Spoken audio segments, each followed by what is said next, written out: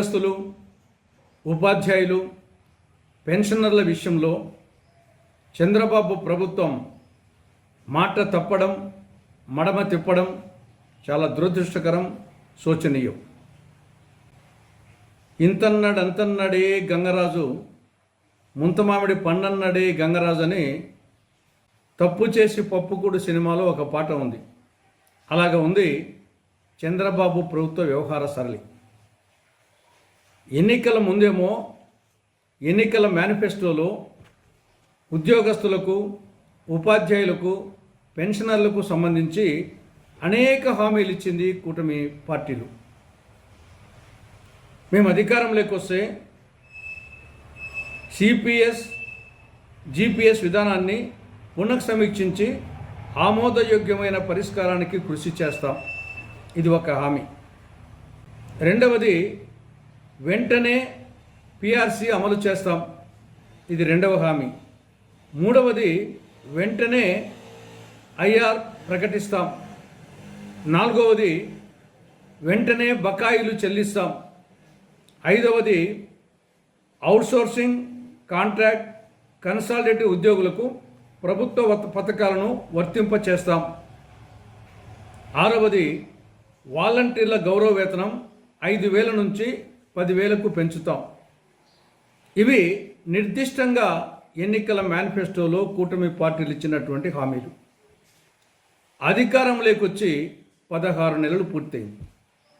ఇప్పటి వరకు ఇచ్చిన హామీలలో ఏ ఒక్క హామీని కూడా అమలు చేయలేదు. అమలు చేయకపోగా కొండ నాలుకకు మందు వేస్తే ఉన్న నాలుక ఊడిపోయిందన్నట్లు వాలంటరీ వ్యవస్థను మొత్తమే తీసేయడం జరిగింది. ఇక డిఏలకు సంబంధించి ఇవ్వాల్సిన డిఏలు 4 బకాయిలు ఉన్నాయి. డిఏ బకాయిలు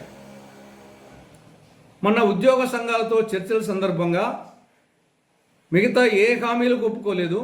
ఒక్క డిఏలకు సంబంధించి 4 డిఏలకు గాను 1 డిఏ ఇస్తా ఉంది. అది కూడా 4 దఫాల్లో ఇస్తారంట.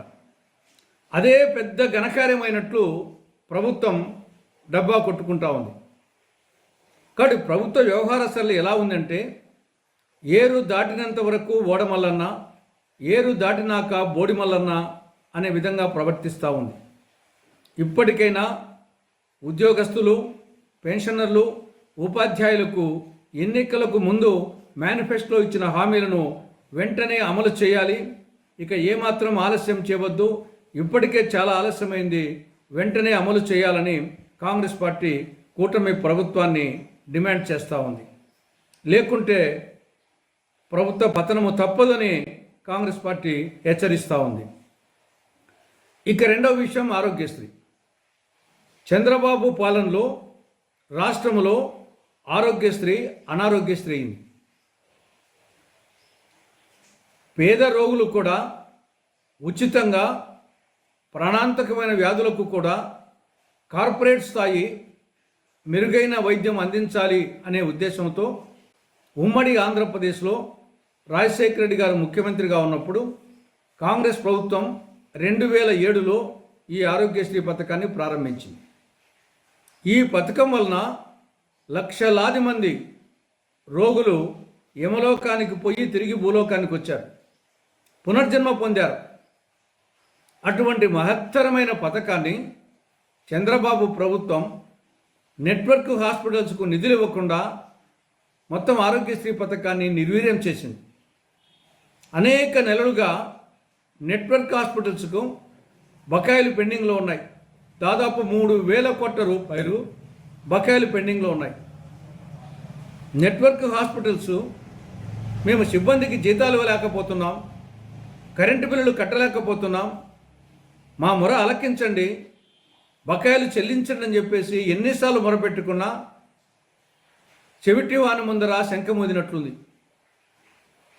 గత నెల రోజులుగా సమ్మెలో ఉన్నాయి నెట్వర్క్ హాస్పిటల్స్ ఆరోగ్యశ్రీ విషయంలో. గత 13 రోజులుగా ఆరోగ్యశ్రీ సేవలు పూర్తిగా బంద్ అయిపోయినాయి. అయినా ప్రభుత్వానికి చీమ కుట్టినట్టు కూడా లేదు.